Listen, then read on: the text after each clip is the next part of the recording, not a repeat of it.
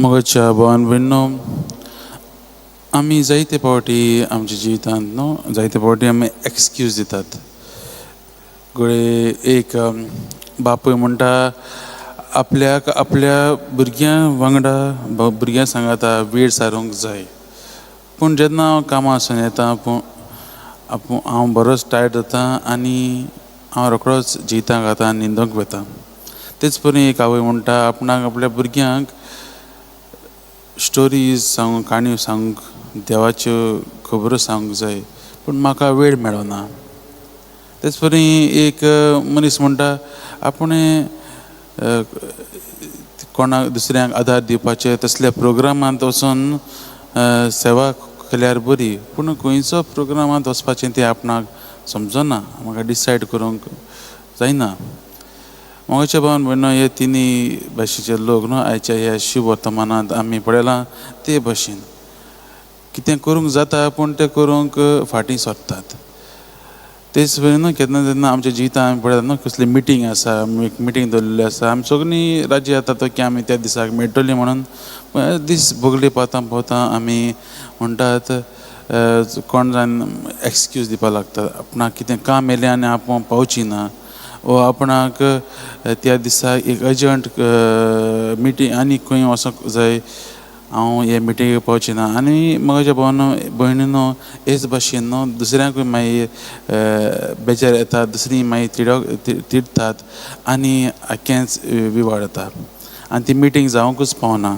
तेच भाशेन न्हू मोगाच्या भावान भयणो, आयज आमकां जेजू ह्या शुभ वर्तमानांतल्यान हे वेपारींतल्यान आमकां तो चतूर करता की जायते फावटी न्हू देव आमच्या जिवितांत येता, आमकां जायतीं बेसांवांनी तो भरता, आपणाचे कृपेन तो भरता, पूण आमी तेची कृपा घेवंक फाटीं सरतात. आमी रोखडींच एक्सक्यूज दितात आनी फाटीं सरतात. तेजी कृपेक आमी आमच्या जिवितांत भितर घेवंक आमी उक्तीं जायनात. आनी आज जेजू म्हणटा आमी जाता ते भाशेन न्हू तेच हे वेपारींतल्यान जेजू आमकां सांगूंक सोदता की देवाची साबार दिण सदांच आसात, तो आमकां सदांच आमच्या जिवितांत येता. आनी न्हू पूण आमी ती फाटीं सरतात, ती आमी कितें करूंक जाय जाता ते भाशेन देवाच्याच आमी ताचेच मोगान वाडोवंक गरजेचें. आनी ताकाच लागून आज जेजू आमकां चतूर करता.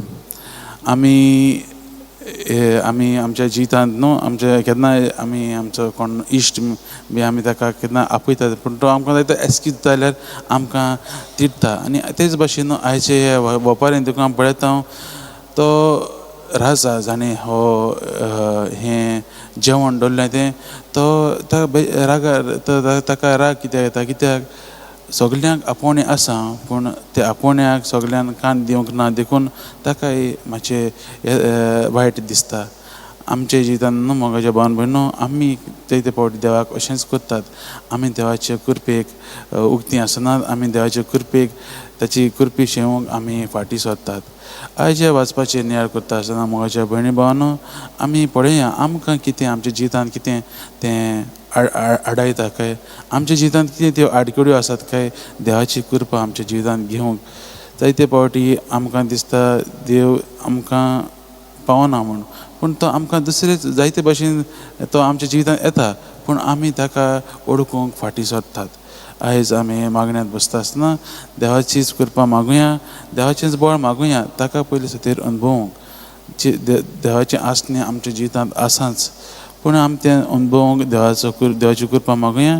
आनी जेन्ना तो आमकां ही ताच्या बेसांनी ध्यानांनी भरता तेन्ना ती आमी मानून घेवन आनी ताचेच आज्ञाकाल आमी फुडें चलूंक देवाचो आदार आमी मागुया.